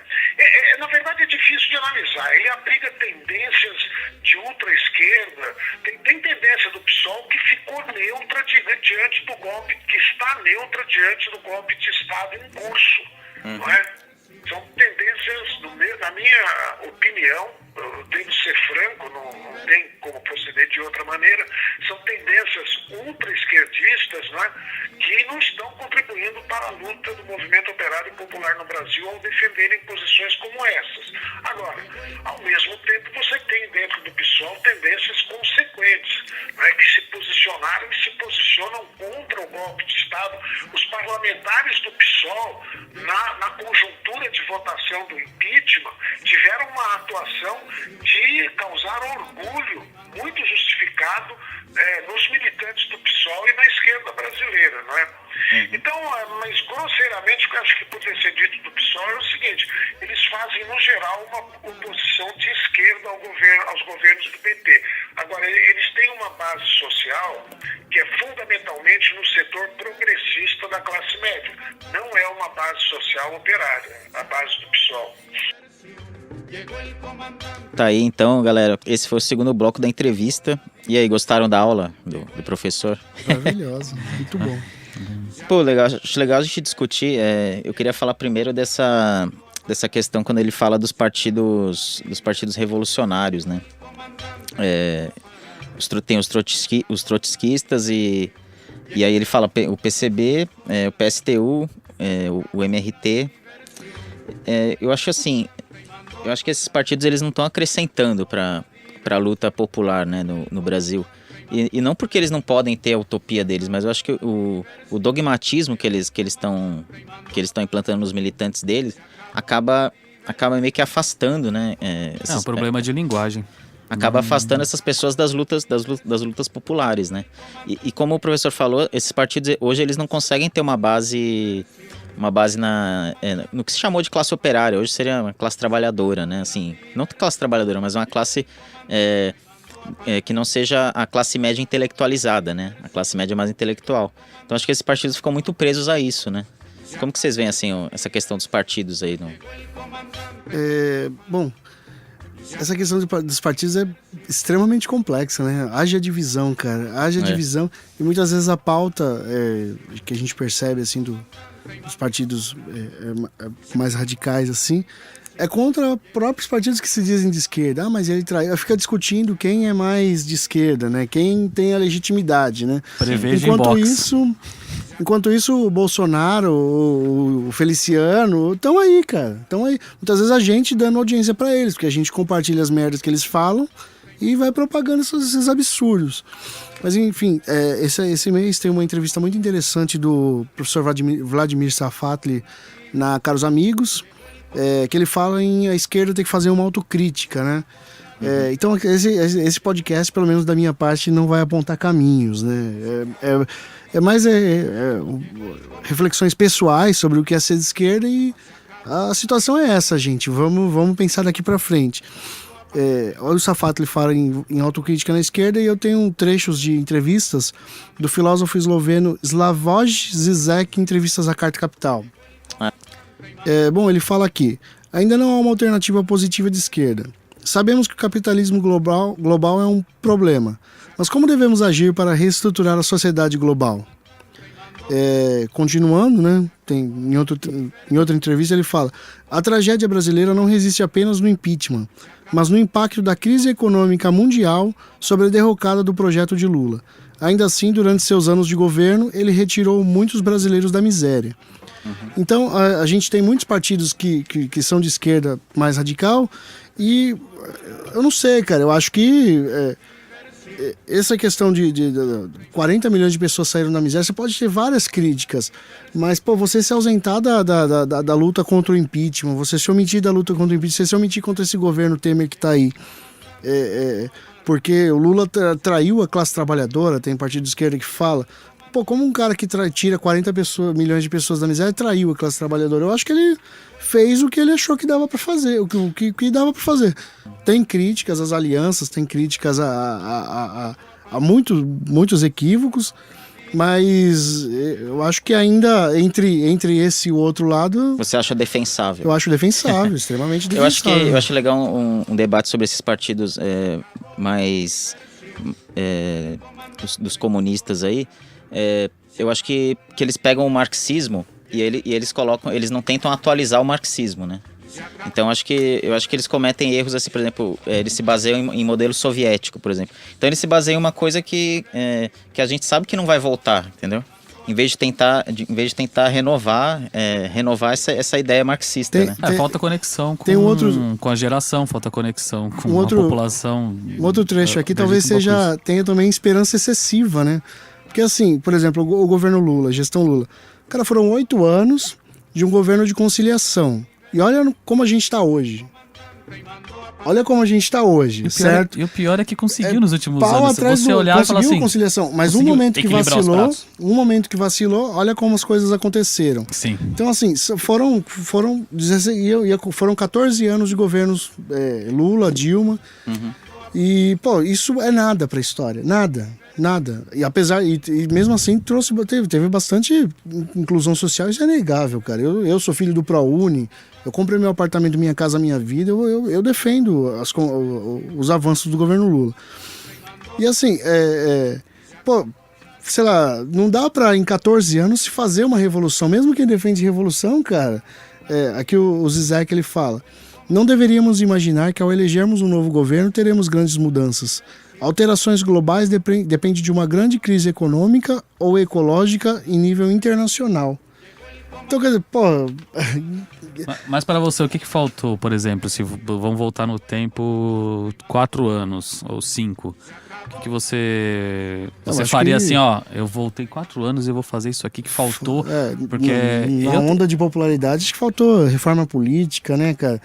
E faltou Autocrítica. autocrítica, faltou reforma política, faltou, Posso- por exemplo, eu não consegui chegar à reforma política com esse de congresso. novo com essa imprensa. Com essa empresa e com esse Não, congresso. é a democratização Pra da mim é a mídia. primeira, O PT, é a primeira. O PT correu disso, Não né? tem reforma política Correu, com mas de qualquer forma imprensa desse teve, jeito. teve sem uma ampli- lei de médios. ampliou Parece as clichê, relações mas com a imprensa alternativa. Não imagino. Não Não, E imagino. mesmo ampliou, mas é assim- muito tímido. E mesmo assim, haja pau, porque tá investindo em blogs simpáticos, né? Como é que fala? blogueiros sujos. Blogueiros sujos. Cara, um tímido, um aceno tímido, migalhas que deu pra comunicação diferente. O grande e grosso vai pra imprensa pra antipática. imprensa e tal, pra imprensa antipática. Eu acho e- legal a gente citar um texto da Sinara Menezes, né? Eu tô vendo ali na mesa, que é a socialista Ah, morena, que é o...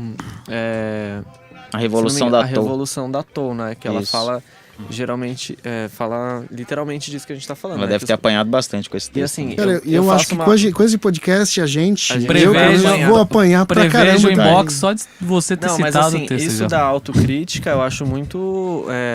de que Beijo, Sinara. a autocrítica que o PT não fez, que nenhum partido faz no Brasil, eu nunca vi partido brasileiro fazendo autocrítica. Não, E tanto esses partidos comunistas, né, que seguem o marxismo e tal, não fazem autocrítica também.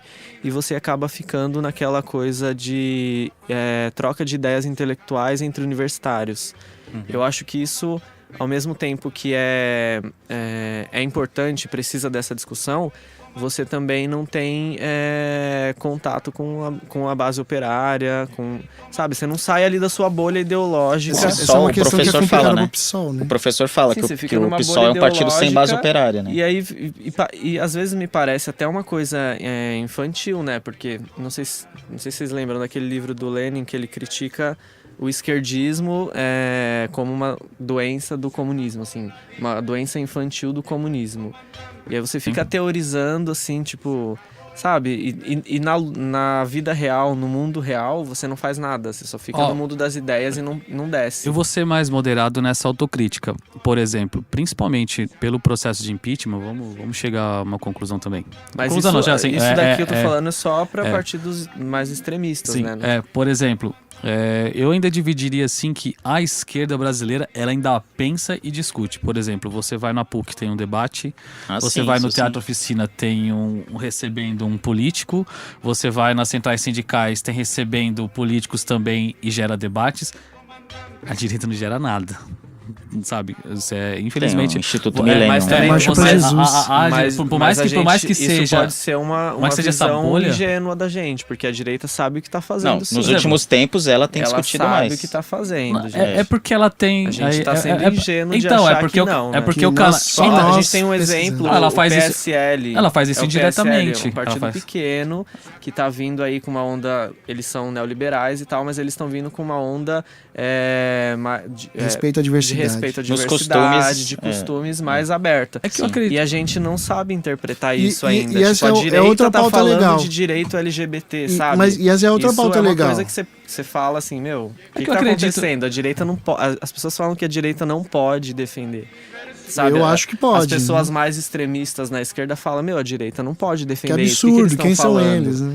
E aí a gente fica sendo ingênuo de achar que eles não sabem o que estão fazendo. Eu acho, mas que nem, eles eu acho que sabem. nem isso. Eles, por exemplo, não precisam se juntar em guetos, por exemplo, fazer um evento na Praça Roosevelt, uma aula pública embaixo Porque do a mídia MASP. tá ali, né, pô? Fazer uma aula pública com a Marilena Chauí na Roosevelt. Né? Tem o Jornal Eles não Nacional precisam pra fazer fazer isso isso. que eu ia falar. Eles têm esse canal. Então, por exemplo, você pega um MBL, né? Você vai lá na página do MBL, tem milhões de curtidas.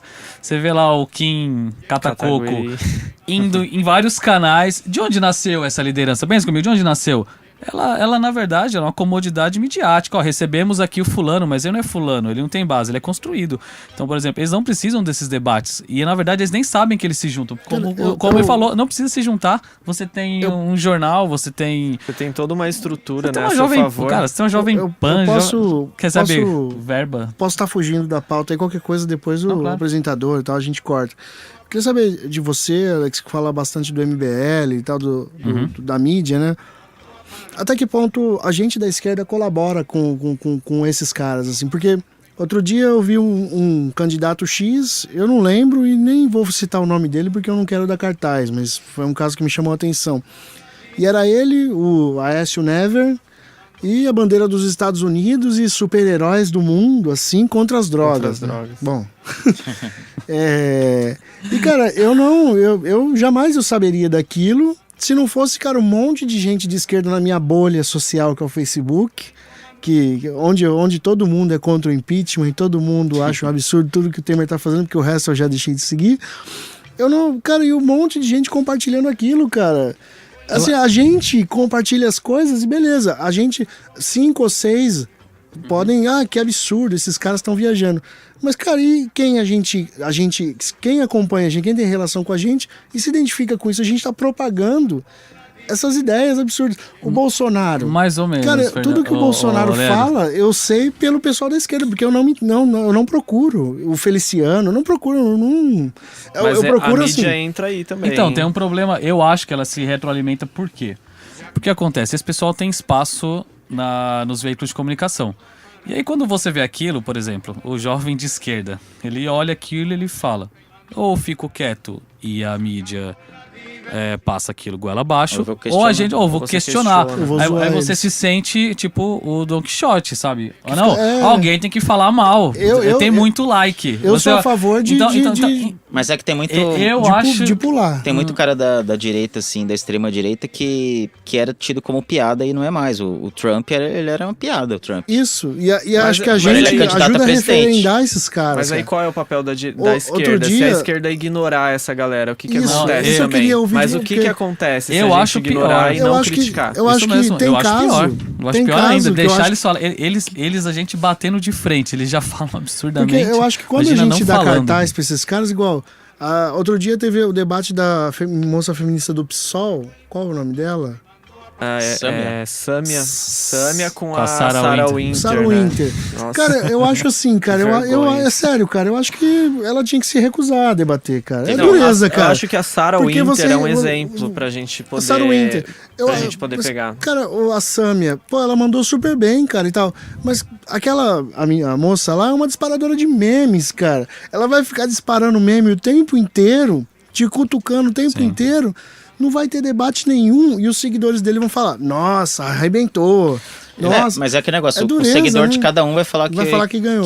o debate. Né? Mas Mas eu acho que quando a por gente exemplo, a trata Sâmia como tem- espetáculo, eu acho que esse é o maior problema, né? Porque a Sarah Winter, ela só é famosa, sei lá. Porque a gente deu Só cartaz. conseguiu ser Conhecidinha no nicho. no nicho, mesmo que seja pra ser odiada, porque ela soube se utilizar da sociedade de espetáculo, sabe? Assim, da espetacularização das coisas absurdas. Porque mesmo quando ela era feminista radical, ela não era bem-vinda no meio feminista. Eu acredito. E hoje também não é, né? Eu acredito muito na forma.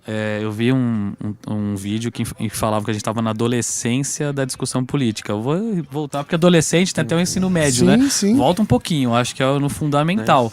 Então, por exemplo, eu acho que é muito importante, quando você for debater na internet, a forma, sabe? Se você for radical, se você ofender o outro lado, se você... Olha, você vai piorar, porque você vai entrar... Eles vão te encaixar num estereótipo, saca? Que você é intolerante. Que você é intolerante e é muito quentinho esse lugar, sabe? Assim, nem vou falar com esse... Aí vamos colocar os esquerdista, socialista, petista... Sim, e aí a gente então- volta naquela coisa Então- da militância de partidos extremos, né? Porque, Vai porque ficar. também acontece uma coisa assim, Também tem um tipo, feminismo extremo. Fica. qualquer coisa extrema, o movimento negro extremo, o movimento LGBT extremo fica brigando entre si, assim, é uma coisa contraproducente, como a palavra que o Leandro sempre usa. eu nem Se usei. No caso, apropriando quem tem dela. mais direito de falar daquilo, de ter aquela. Então, mas tipo você- assim, eu sou mais de esquerda do que você. Então fica quieto aí, sabe? Fica uma coisa. Então, mas falando sobre esses Tipo partidos... gato. Vou voltar aos Voltar pro. Não, porque ele falou Mas do... fica a sugestão de a pauta aí questão pro dos- próximo. eu tô Obrigado, falando Will, até da por questão dos voltar ao partidos. tema. Então, falando da questão falando dos partidos, falando né? dos partidos, eu acho incrível, assim, eu não sabia, entrei em alguns grupos no Facebook, e aí eu não sabia que tinha tanta gente ainda que defende o que foi o socialismo real. Assim, para mim, assim, já era uma coisa morta e os partidos revolucionários eles tinham... É a sua bolha, eles Fernando. tinham uma E utopia... se a gente não tivesse informação, mande, porque Não. foi novo também. Eu também achei isso Sim, novo. eu achei assim, porque assim, é que o pessoal tinha ainda uma utopia, mas para criar uma sociedade justa, mas atualizando aquela ideia. Sim. Mas não, as pessoas aquela mesma. defendem o que foi o socialismo real. Sim, por exemplo, defendem Stalin matou porque tinha que matar, porque sofria um cerco capitalista, então os crimes de Stalin foram normais. Crime do bem. Eu fiquei assim, coisa que eu não sabia, assim, que ainda tinha tanto nesses partidos mais dogmáticos, né? Assim, eu fiquei impressionado, cara, sobre isso. Cara, eu acho que depois desse programa aqui a gente não vai poder nem, Só vai apanhar, nem né? falar que é de esquerda e o pessoal da direita também vai zoar a gente. Então, falar nisso, então, a última pergunta que eu fiz pro professor lá foi sobre social-democracia, Apanhar né? de todos os lados. Foi sobre social-democracia. Daí, como ele começou falando que o PSDB, para ele, nunca foi social-democracia. E para ele, quem é social-democracia hoje no Brasil é o PT e o PSOL. Concordo também. Vocês Pessoal do concordam? PSOL. O pessoal do PSOL não vai gostar, né? Não, mas Uma aula do PSOL não vai gostar, né? Uma ala, acho que nenhuma. É que aí Uma ala só. volta no primeiro bloco que ele falou. O ser de esquerda e de direita, ele tem muita identidade de cada país. Então, se a gente fala assim, social-democrata qual? Da Europa? Ou do Brasil? Ou do Brasil. Entendeu? Então, eu não consigo... Então, porque se você pegar os países da Europa socialistas, eles se revelaram neoliberais no governo. Sim. Na França, principalmente, França, desde né? o Jospin, e agora o Hollande nem se fala. Na Inglaterra, né? Porque você tinha aquela Tony ideia Blair. quando a... Tony Blair era o trabalhista que se revelou também Quando a neoliberal. Dama de Ferro assumiu, a Thatcher, né? Não, ela já era neoliberal. Não, então, mas assim, totalmente. o caminho que a Inglaterra tinha era foi a criação do bem-estar. O bem-estar, ela rompeu com aquilo. E ela rompeu com aquilo, então Ela é adorada, né?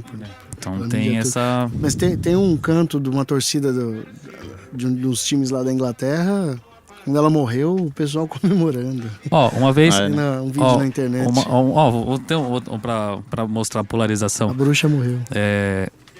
Uma vez fui pro Chile e naquelas barraquinhas sabe, de presentinhos, de bonecos, de não sei o quê, tinha, sério, na mesma barraquinha tinha bonequinho do Allende e do Pinochet.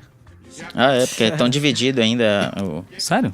o legado, né? E aí? É que nem quando Saca? morreu o Pinochet, A gente- tinha pra gente gente- comemorando e gente Pra chorando. gente é novo, né? Pra gente é novo aqui essa polarização, mas bem-vindo ao mundo. Ele É assim E, mesmo. né, né? na mesma barraquinha eu fiquei assim, aí louco pra falar pra vendedora. Qual Não que posso você falar mal comprou? do Não posso falar mal, não comprei nenhuma, mas tirei foto. Qual você compraria? Eu tirei uma foto em frente à estátua do Allende, Ah, no Palácio da Moneda. Mas pra mostrar que eu fiquei assim, nossa, então não pode falar mal assim tão do Pinochet aqui, né? Achava que podia encher a boca. Aí, peraí, calma Não, aí. não é assim, né? Eu assim. achava também, porque É. eu tenho alguns amigos chilenos que eles metem pau no Pinochet. Mas acho que Mas é uma a minha bolha minoria, ainda. tem uma minoria de viúvas do Pinochet, mas é uma minoria de pessoas mais velhas, eu acho. Que são Sim. Acho que sim. de pessoas jovens, acho que você não acha. Não, os jovens essas querem viúvas. faculdade pública que não tem até hoje, E né? protestam todo dia lá. E é... Outra coisa que o professor falou que eu achei legal, que até ele diferencia, né?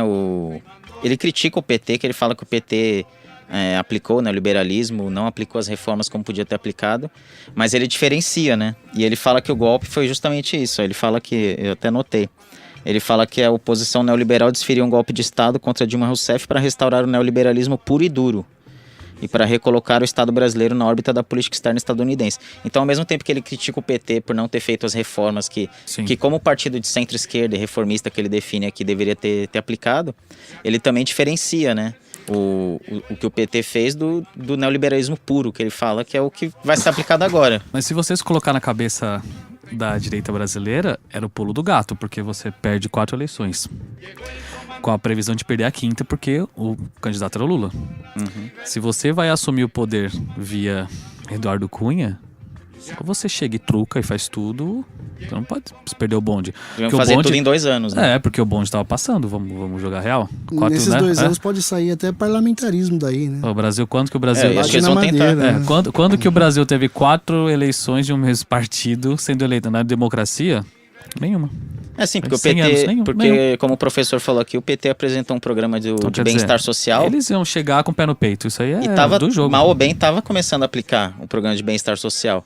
E isso, para eles, é inadmissível, né? Aí vem o famoso Sim. ódio de classe, Sim, inclui isso também, né? Isso, distribuído diariamente por onde? Não é que a cota vai criar é comodismo, né? Que o Bolsa... Então, Ditadura gaysista, né? é. Feminista, Agora- ditadura... Bem, então, o que ele falou sobre essa parte do PT, eu acho que a única que poderia ser colocada seria, sério, as das comunicações. E aí não é nem por partidarismo da mídia. A reforma que eles não a fizeram. reforma, você tem rádios ainda na mão de concessões dos anos 80 que o Sarney distribuiu via ACM para políticos do Brasil inteiro. Esse seria até um mote, sabe assim, ó, a gente precisa redefinir rádio, TV, abrir concessões. Eu acho essa viável. A reforma política, lembra em 2013, quando a Dilma primeiro aumentou a verba, a parte dos royalties para educação, não sei o quê, ela jogou a reforma política na Que era mesa, uma demanda, né, que era uma das demanda, nacional, mas uma demanda nacional que o povo não sabia que era uma demanda nacional. Porque, de novo, a gente se hoje está na pré-escola, como é que é, no fundamental, a gente em 2003 estava na pré-escola política. Então, mas né? ela foi na TV falando... Essa nunca passaria. Ela mas foi nunca. na TV O Temer falou. defendendo o plebiscito para constituinte e no outro dia ela se desmentiu, entendeu? Não, acho que ela foi uma trucada pra ver a reação. reação, é. Porque tava todo mundo muito esperando o pronunciamento. Lembra? Lembra o pronunciamento? O presidente vai falar? Lembro. E começou com o Alckmin batendo em jornalista. Mas, assim, nem filme, se a gente faz um filme disso, de como o estopim era dar tiro em jornalista, você não imaginaria. Então, mas é isso. Então, eu acho que a única que passaria, reforma, que deveria ter feito, acho que é das comunicações. Mas, voltando A da ali política teria que... o professor falou, vocês isso. acham que o governo petista foi um governo social-democrata, de fato? Não, Não, né? acho que não. Mas Não. também não Quem foi... É um partido social-democrata. Mas também não foi o neoliberalismo puro e duro. Não, né, claro como que ele não. disse. Claro que não. Foi um governo que gerenciou ali o neoliberalismo, mas mantendo um papel do Estado considerável, tá entendendo? Não foi, talvez não foi o social-democrata. Talvez uma tentativa. Social-democrata, eu acho que foi. É igual a gente tava conversando. O Lula teve a proeza de girar os pratos, sabe? Conseguir fazer política social, conseguir não incomodar o mercado financeiro, a classe conservadora. Ele conseguiu girar uns pratos assim que... Mas que hoje eu olho, eu acho que é difícil alguém fazer. Não tô falando que é bom ou ruim, mas assim, conseguiu conciliar classes que... Por exemplo, você falou assim, lógico, não tem como falar que é uma agenda neoliberal, um ProUni, que é uma agenda neoliberal. Mas pior um que Bolsa é, cara. Não, assim, não, É assim, uma agenda porque- neoliberal, é uma agenda conciliadora de É, classes, na conciliadora. verdade. mas, Porque mas é que você Bolsonaro- dialoga com o empresário, né? Você Você- tira as universidades da nunca lucraram bancarrota, tanto, cara. mas ao mesmo tempo você coloca a classe média baixa e os pobres Sim. na Mas universidade. mas quem tá com a rédea? É o governo que fala assim, É o sabe governo. aquele imposto que você esse não é o precisa pagar? diferencial. Então, quer dizer, vamos concordar que não é neoliberal. Quando o governo toma as rédeas, vem cá, sabe aqueles impostos que você deve? Ó, dá pra ProUni. Saca? Sim. Então, Não é a política neoliberal, na verdade, Não é a pura política cobrar a neoliberal. faculdade pública cobrar, né? Eles querem cobrar também. Engraçado Sim, mas até- ao até- mesmo tempo você também não aumenta vagas nas universidades públicas e você deixa esse campo só pra quem tem Até pra quem uma teve provocação grana pra estudar, até né? uma provocação para os neoliberais que adoram citar Estados Unidos, né? As melhores universidades no Brasil são públicas, né? E as americanas são particulares. Eles podiam juntar esses bilionários e criar Todas universidades, as né? universidades nos Não é? Estados Unidos são particulares. Então eles podiam falar assim, a gente adora, peguem bilhões e criem Voltando- universidades de qualidade, aí vocês viram Voltando liberais. essa questão da esquerda, só uma... A gente tem a direita, nessa questão da educação, a gente tem a direita falando em escola sem partido. E aqui em São Paulo, cara, a gente tem um exemplo bem forte, assim, do que é o pensamento da direita para a questão do ensino. O que é bom em São Paulo, cara? Trem? Não. Hospital público? Não. Fatex e ETEX. Fatex e ETEX, que são as faculdades que formam o pobre para... As pizzas. Hã? As pizzas são boas. Não, São as faculdades que formam o pobre para... Sim. Isso aqui você conserta assim, isso aqui você monta assim. Mas você não vai... Bem ou mal, no ProUni, a faculdade pode ser uma porcaria. Mas tá na lista lá, tá Mas no existe cronograma de pensamento aulas. crítico, né? Não é Tem lá, pensamento você pra tem ser que- trabalhador apenas. Sim, Não, o colégio existe técnico, ele colégio não fomenta, técnico, ele não fomenta inovação. Não fomenta Ele debate, não fomenta inovação. debate. Você tem ele que fazer forma aquilo. com toda a utilidade que tem, mas ele não é um centro de experimentação, De criação, experimentação. de excelência. E aí, Não é. enquanto eles... A USP tá detonada. tá detonada, cara. Eles detonaram a USP, cara. E as FATECs e TECs eu acho que são as únicas coisas que funcionam bem no Estado, cara. Porque a política, Sim, a política tem- deles é essa, formar tecnólogos. Formar tecnólogos, o filho do pobre para servi-los, né? Sim, Para servir, eles quiserem ampliar a empresa. Não o filho do pobre tá disputando o lugar com o filho deles, A se trabalho. formando em, sei lá, em administração, em direito, Não entra nessa. em jornalismo, em Economia. marketing. Mas agora, só pra gente economia. finalizar, nosso tempo tá estourando aí.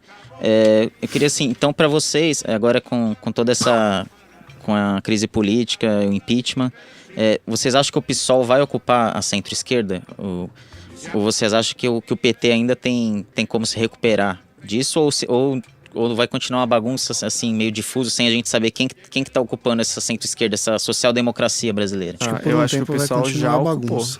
Eu acho que por um tempo continua a bagunça. Eu acho que o PSOL já ocupou a centro-esquerda, tanto que muita gente do PT tá indo pro PSOL, né? Tá indo Mas- militar pro PSOL e acho que já ocupou, sim.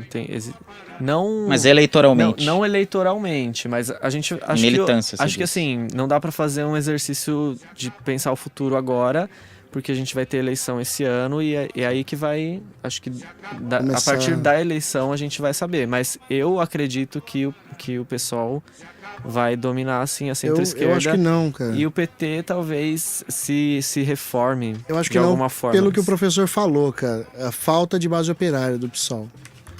O PT a tinha falta isso. de base operária. O PT tinha Então, isso, mas cara. o Sindicatos, o PT PSOL não tem, sem base operária, cara, o partido não O cresce. PSOL vai pegar isso do PT. Eu acho que o partido que tem no campo da esquerda, o partido que tá com o melhor cenário agora, que tá com Ciro Gomes, que tem os nomes, é o PDT. PDT. Voltando à questão, a sua raiz trabalhista, né? Agora que não tem mais Carlos Apolinário, Paulinho da Força e companhia. O Paulinho da Força, aliás, né?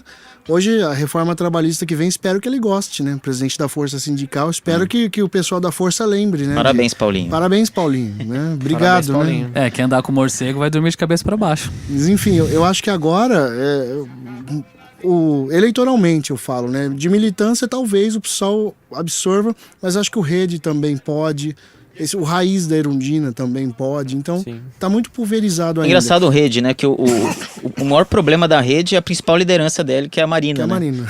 Que foi um monte de gente Tem boa monte pra de lá. quadro bom, Molon, né? O Molon, o próprio Randolph, um monte de gente boa foi pra lá, mas a principal liderança, na eleição, ela apoiou a Aécio no segundo turno, então não precisa dizer mais A nada. Marina é pra frente, né? Nem esquerda nem direita, é pra frente, né? Então, é sonhática. Sobre a ocupação que você falou da centro-esquerda, para mim, tem que ter um hiato do PT, vai ter que se reorganizar, se virar e saber o que restou.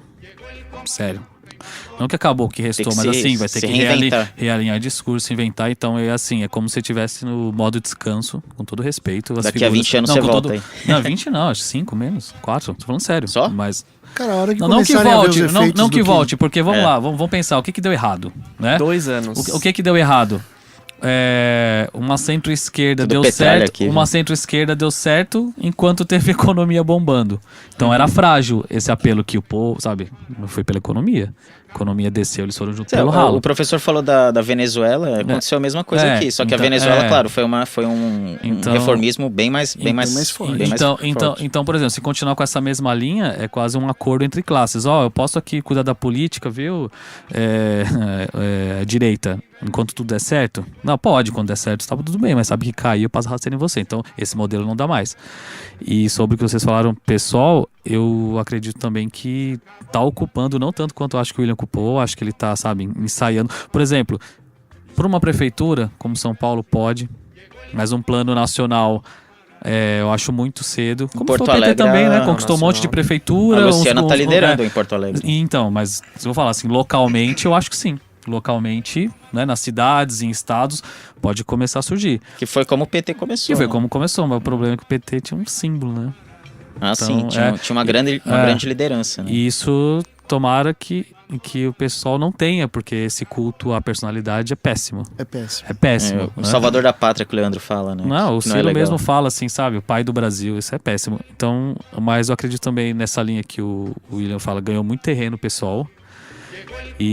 Mas vai ter que ter essa proposta, porque até ontem com o João Santana, né? O João Santana Ontem ele falou. falou. Então, assim, quem é o partido que vai segurar essa bucha do financiamento de campanha? Porque isso vai passar por toda a lisura, né? Ou esse partido é bom ou ruim? Vai passar pela campanha. Então, o pessoal tem um discurso desse. Pode crescer, mas eu acho que para longo prazo, 8 anos, 2 eleições, eu acho que a gente pode começar a ver um candidato pessoal com 15%, 20%.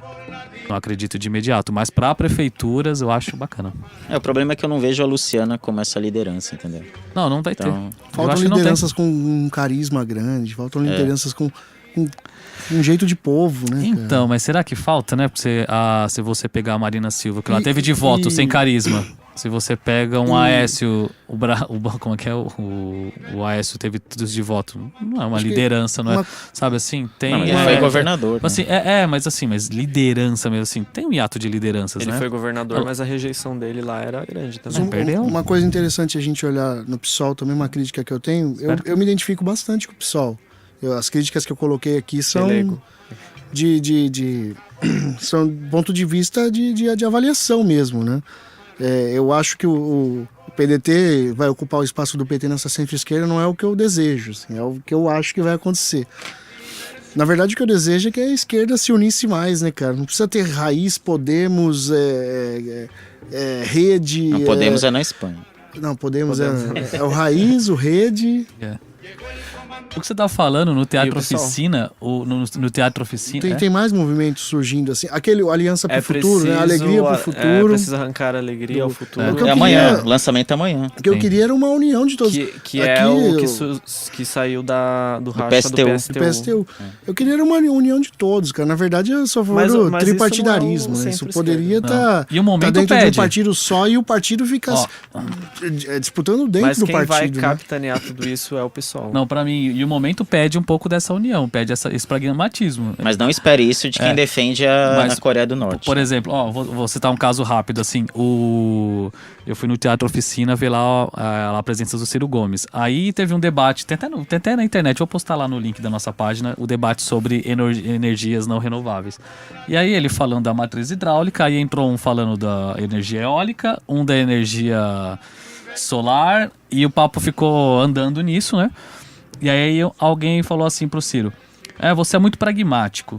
Aí ele falou assim, eu pragmático, o Eduardo Cunha tá para votar um impeachment, juntando todo mundo, juntando o pior da política brasileira, e a gente tá discutindo aqui, com todo respeito ao tema, não me xingue, passarinho, não sei o que, a gente tá se dividindo, pragmáticos são eles.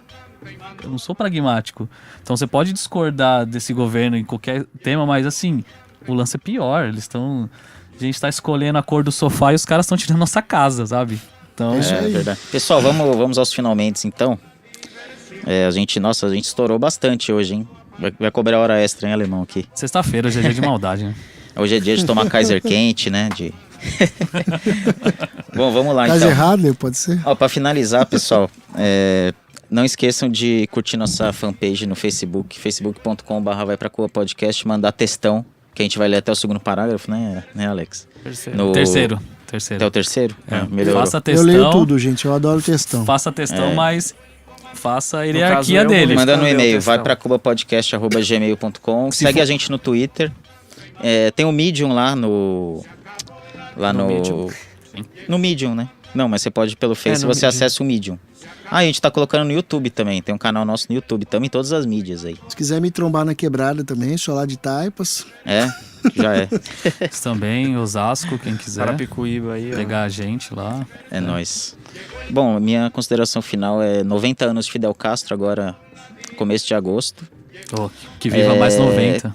Então, eu queria falar assim, Fidel Castro, a história ele já tem um lugar na história da luta popular, da luta revolucionária, assim, com todas as críticas que eu tenho. Acho que já podia ter feito uma abertura em Cuba maior, mas só para deixar registrado, parabéns, Fidel. Quem tava fazendo A textão gente- até tirou agora até voltou uns parágrafos. Tá tentando recuperar a popularidade, né? Eu Vai acho pra que Cuba. esse programa aqui vai decidir se a gente continua ou não, né? Com Vai para Cuba Podcast. Não, Dependendo eu dos acho que a gente não pode ter um pensamento Mas- binário, né, cara? Sim, não. Eu fazer críticas não significa que eu tô defendendo o outro lado. Significa só que eu acho que tem que ser E aprimorado. galera, pra- atualizar o marxismo. O marxismo é uma coisa, socialismo real é outra. Então, vamos adaptar as ideias e Com a vamos, entrevista- vamos criar uma nova utopia aí. Com a entrevista do professor, de 20 minutos pode mudar a vida de muita gente. Você não precisa mais reclamar que o socialista tem iPhone. Nem todo esquerdista Come criancinha. come criancinha, é odeia vagabundo. não assim, odeia o capital. E você pode ser de esquerda sem achar que a revolução vai acontecer amanhã. Quem ouvir os 20 minutos é uma escolha mudar a vida ou não. Aí, mas pode continuar xingando, ok? Eu acabei. Meu comentário final aqui é só eu gostaria de mais diálogo, né? Do pessoal Sim. da esquerda em geral, mais diálogo, mas diálogo sem ataque, né? Sem guerra, mais paz, gente, mais conciliação, mais Primeiro derruba o golpe, depois a gente toma uma cerveja. vamos tornar mais fácil, né? Vamos tornar mais fácil para a população ser de esquerda, estar do nosso lado, sem excesso de dogmatismo aí. Tá Pra certo. finalizar, deixa eu também falar. Fala, William. Eu queria finalizar com uma frase que eu li da Sinara Menezes, né? Que ela fala assim que os revolucionários precisam de menos dogmatismo para acolher os que estão chegando agora, né? Acho que isso é importante. Isso aí. Isso aí. Que Hoje, assusta, né? nossa, a Carol vai xingar a gente quando ela ouvir o programa, né? Quem não ouviu o primeiro episódio, gente, ouça. Que Carol, gente a gente te ama muito. A gente só falou Que a tudo Carol, isso que a porque gente- ela não está aqui. a gente adora Se ela. você estivesse aqui. Ela participou do primeiro episódio e ela podia... Uma pena ela não estar aqui pra Sim. matar a gente. Sim. Mas isso aí, pessoal, valeu por acompanhar o segundo episódio. Tamo junto, até o próximo. É nóis, vamos beber agora? Bebeu. Sexta-feira. Falou. Tiver vítimas da fome, tiver famélicos da terra, da ideia chama já